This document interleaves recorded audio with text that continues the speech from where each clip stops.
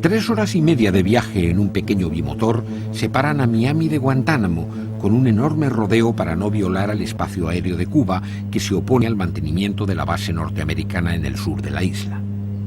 Los escasos visitantes de Guantánamo tenemos prohibido filmar vistas aéreas de la base, de sus radares e incluso del personal militar que cruza en el ferry desde el aeropuerto al otro lado de la bahía, donde se encuentra la cárcel sin derechos para prisioneros de la llamada guerra contra el terrorismo. Durante 6 años han pasado por ella cerca de 800 detenidos ilegales de 40 nacionalidades diferentes, de los cuales 285 todavía permanecen en sus celdas.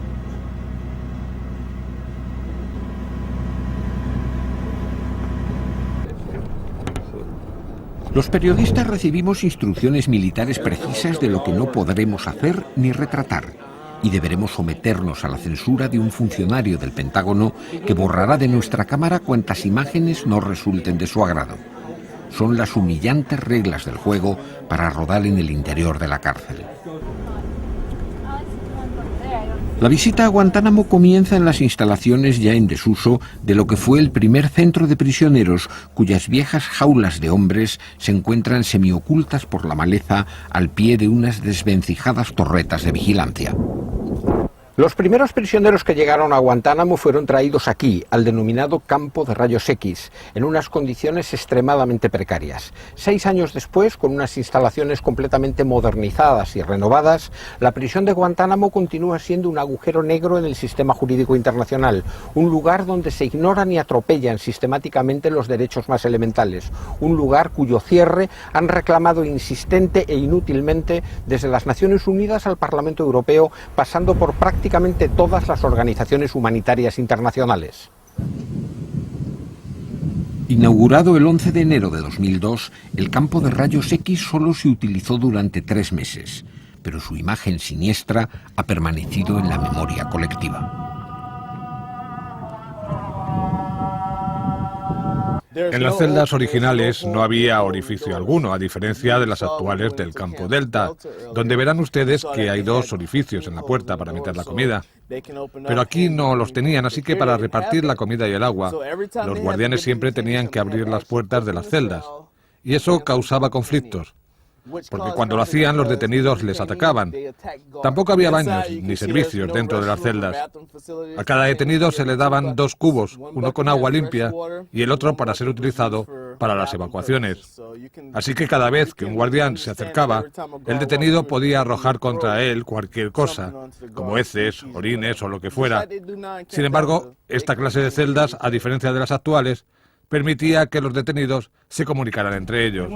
La seguridad se incrementó en el denominado Campo Delta 4, un recinto igual de inhumano que el anterior, pero mucho más funcional desde el punto de vista carcelario. Es la más antigua de las instalaciones en funcionamiento y conserva la vieja estética de los campos de concentración de la Segunda Guerra Mundial. Sobre sus rejas, el lema de la prisión proclama el honor de luchar por la libertad. Al cruzar sus puertas, nos reiteran la prohibición de establecer la mínima comunicación con los prisioneros. Solo podremos filmarlos de lejos, como cuerpos anónimos, sin rostro ni voz. Ahora están entrando a su respectivo... Pero esto no lo podemos filmar haciendo los ejercicios. Sí, pero no ya, sin las caras. Sin las caras. Claro. El campo Delta 4 pretende ser la cara amable de Guantánamo. Aquí los prisioneros más dóciles, poco más de una veintena, pueden mezclarse con sus compañeros, lavar y tender sus ropas y hacer ejercicio al aire libre durante 2 horas diarias. El uniforme blanco se usa para los detenidos del campamento 4, los cuales son los que siguen las reglas, no asaltan a los guardias. Y como dije, cooperan demasiado. Si tú cooperas bastante y caes en el campamento 4, tienen más incentivos que los demás. Una serie de privilegios. Exacto, el cual tú puedes estar junto con todos tus hermanos, jugar baloncesto, voleibol, fútbol, ping pong, pueden hacer ejercicio, pueden correr alrededor de esta área. ¿Dónde pueden rezar? ellos, la mayoría de las veces, siempre están rezando debajo del techo de su área. Todos salen afuera, traen su alfombra y rezan. Convertidos en fantasmas sin identidad, los presos miran a la cámara con curiosidad. Tras largos años de cautiverio, muchos de ellos esperan que algún estado los acoja para ser puestos en libertad sin cargos. La Cruz Roja se opone a que algunos sean entregados a sus países de origen por temor a que sean torturados o asesinados. Entre los privilegios del campo Delta 4 figura la posibilidad de encontrar en el tablón de anuncios algunas noticias del mundo árabe. Colgado junto a ellas, el artículo 3 de la Convención de Ginebra resulta una amarga ironía, destinado más a nuestra Cámara que a los ojos de unos prisioneros para quienes no significa nada. Otra ironía la constituyen estos macetones yermos que las autoridades de Guantánamo denominan jardín, como respuesta a la exigencia humanitaria de que los presos dispusieran de un espacio natural. Un aula de 6 pupitres premia la mansedumbre de los detenidos con la oportunidad de estudiar. Pero la realidad desmiente las buenas palabras de un programa educativo cuyos alumnos asisten a clase encadenados. Los mantenemos atados por las piernas, por los tobillos, mientras se encuentran en esta área específica por razones de seguridad de la estructura. Y además los vigilamos mediante cámaras que los observan mientras se celebran las clases.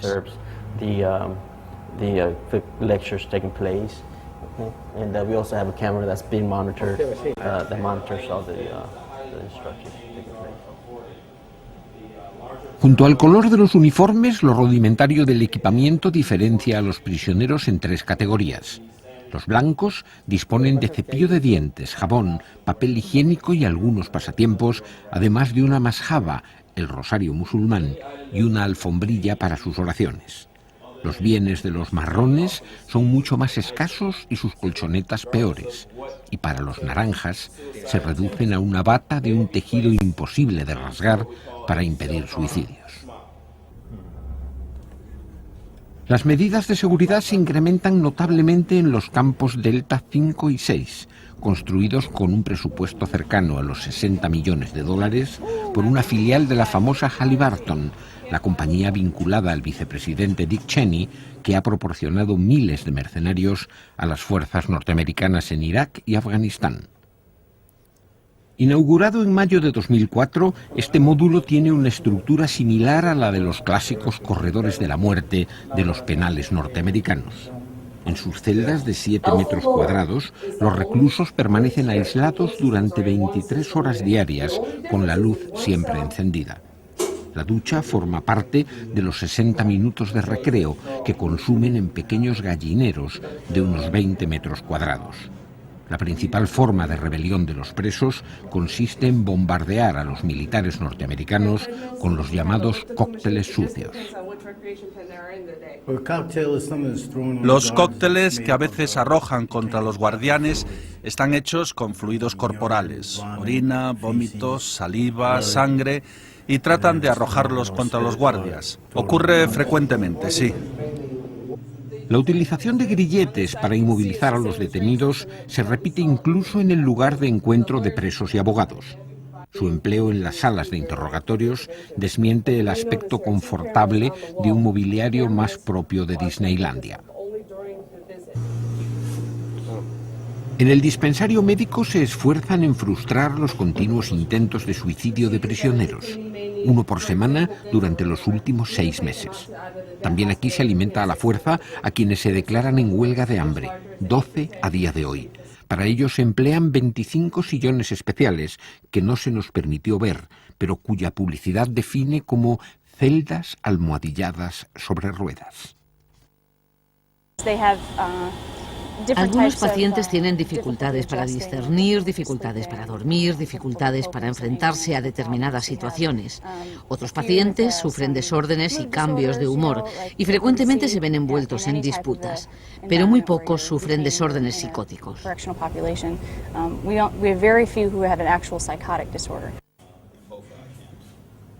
La zona de esparcimiento de los prisioneros del campo Delta 6 se asemeja a las estrechas jaulas de un zoológico antiguo.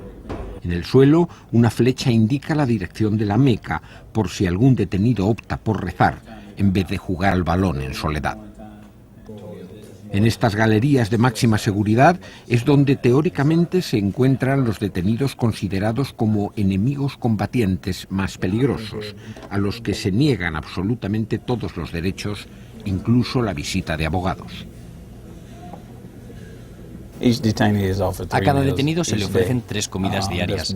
Esto es desayuno, comida y cena. Esas botellas de agua que están sobre la mesa es porque cuando un detenido termina una botella puede pedir otra. Nos da una botella vacía y le damos otra llena. No hay límite.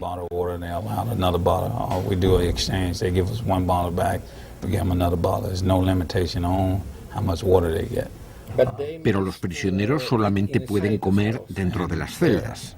Sí, solo se les permite comer dentro de las celdas, aunque también pueden llevarse la comida para su tiempo de esparcimiento.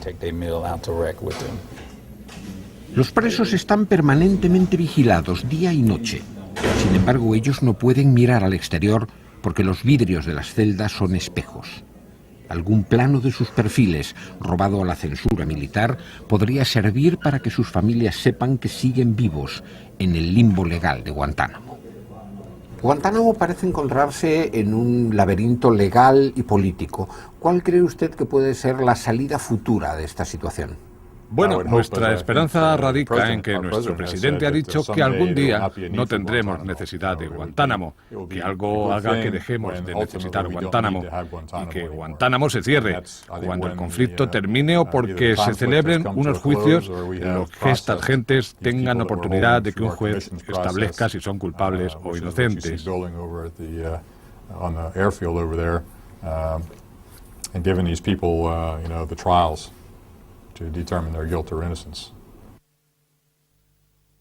El flamante salón de audiencias de Guantánamo, destinado a albergar tribunales militares, se mantiene cerrado sin que nunca llegase a servir para nada, mientras unos 500 detenidos recuperaban la libertad sin cargos tras ser enviados a distintos lugares del mundo.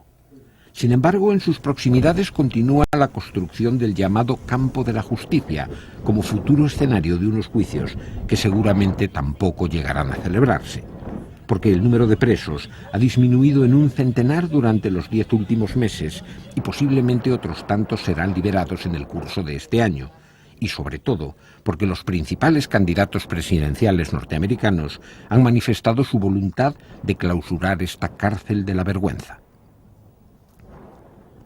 Todo indica que más pronto que tarde, la ignominiosa prisión de Guantánamo solo será un recuerdo amargo, y que en esta base militar repudiada por Cuba, las huellas de los actuales carceleros pretorianos se reducirán, junto a otros símbolos del American Way of Life, a un puñado de lápidas enclavadas en memoria de unas agrupaciones castrenses que se complacen autodenominándose cerdos de la guerra, entre una macabra iconografía de calaveras y sables ensangrentados.